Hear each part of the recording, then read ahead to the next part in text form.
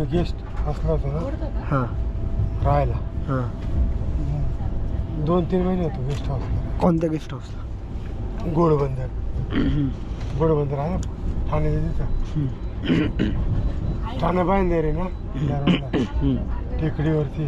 हां अरे ते आमलेट खाऊन खाऊन कंटाळा आलता.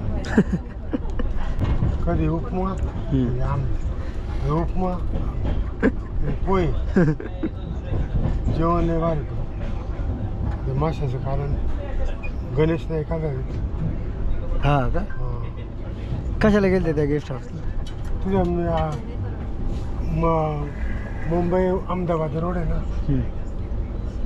CS7 तर ते सर्वेचं काम चालू होतं. जमीन मोजायची म्हणजे रस्ता मोठा करणार ना, कोणाची किती जमीन गेली कोणाची किती तयार करायची.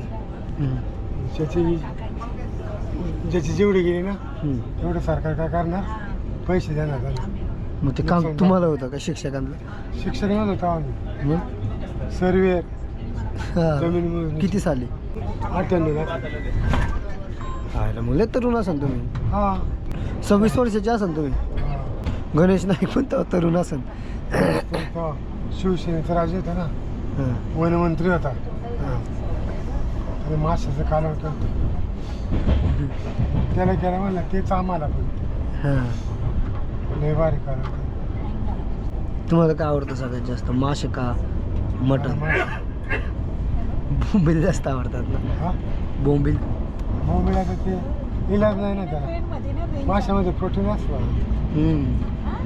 समुद्री मासा काय परंतु तुम्ही मला खायला लावला.